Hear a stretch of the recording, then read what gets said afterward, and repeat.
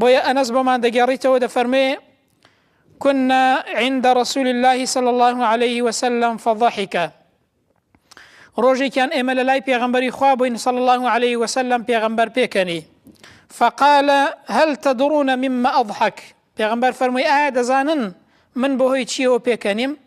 هاولاني بيغمبري صلى الله عليه وسلم أدب يانواب وهمشتي كان دقيراو بولاي خواه بيغمبري خواه بويا قوتيان خواه بيغمبري خواه دزانن كبيغمبر صلى الله عليه وسلم بچي بيكني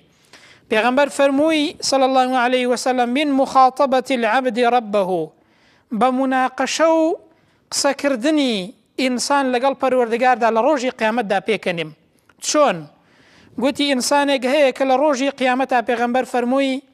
كسيك دينن كمحاسبة دكن بخواي پروردگار دلي أي خواي پروردگار أتو وعدد نداوة كبن پاريزي لستمو ظلم مستمم لينك إلهيش تيك دا خواي پروردگار دا فرمي بالي أو إنسانية كخرابي كردووە بێ ئاگایە لەوەی کە ئەندامەکانی هەموو شتێکیان تۆمار کردووە وەکو میمۆری دەڵێ ئەی خوای پەروەردگار ئەمڕۆ شاهێدێک لە خۆم نەبێ هیچ شتێک قبول ناکەم هیچ شتێکم قبول نییە ئەوەی کە نووسراوە و ئەوەی کە چاودێرە بەسەرمەوە دەبێ ئیلا شاهێدێک لە نەفسی خۆم هەبێ شاهێدیم بۆ بدە ئەنجا قەنەعەت بەوە دەکەم خوای پەروەردگار دەفەرمێ بەڕاستی خۆت بەسی کە لەسەر خۆت شاهید بی و مەلایکەت و فریشتە بەڕێزەکان کە هەموو شتێکیان لەسەر نووسیوی بەسە بۆ ئەوەی کە شاهێد بن لەسەرت بەڵام زیاتر لەوەش بۆ ئەوەی ئینسان بیانووی نەمێنێ پێغەمبەر دەفەرمێ خوای پەروەردگار لەم ڕۆژەیەدا ختم دەنێ بەسەر دەمیدا زاری دەگیرێت و زمانی دەگیرێت هیچ شتێکی پێ ناکرێت و هیچ قسەیەکی پێ ناکرێت خوای پەروەردگار بە ئەندامەکانی دەڵێت قسە بکەن بەوەی کە کردوتانە چیتان کردو شاهێدی بدەن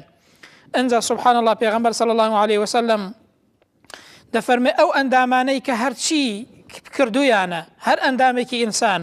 دەستی ئینسان چاوی ئینسان قاچی ئینسان پێستی ئینسان هەرچی ئینسان کردویەتی ئەم ئەندامانە دێنە قسە و بە فەرمانی خوای پەروەردگار شاهێدی لەسەر ئینسان دەدەن ئەمە ڕاستی ئەمەیە کە ئەم ڕۆژانەیان سەلماندویانە کە پێستی ئینسان زانیاریەکان تۆمار دەکات و لە ڕۆژی قیامەتە ئێمە گوێبیستی هەموو ئەو شتانە دەبین کە لە دنیادا دەیانکەین و شاهێدیمان لەسەر دەدەن ئەنجا پێغەمبەر دەفەرمێ صلی الله عليه وسلم ئەو کەسە چۆن دەڵێ تف لە خۆی دەکات و هەروەها قسە بە خۆی دەڵێت تێدا چوون بۆ ئێوە خۆ من لەبەر ئێوە لە دنیادا ئەوەم دەکرد خۆ من لەبەر ئێوە لە لێرەدا ئەم ناقەشەیە دەکەم ئێوە ئێستا شاهێدی لەسەر من دەدەن دەی بەڕێزان ئەمەش ئەوەمان پێ دەڵێت لە ڕاستیدا کە ئینسان نەک بواری نییە لە واقعدا هیچ گوناه و تاوانێک بکات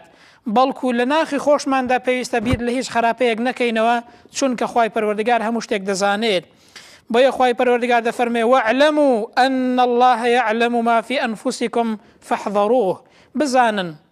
ئاگادار بن کە خوای پەروەردگار نەک ئەوەی کە ئێوە دەیکەن ئەوەی کە لە ناو ناخ و دەرونیشتاندا هەیە خوای پەروەردگار پێی زانایە و دەیزانێت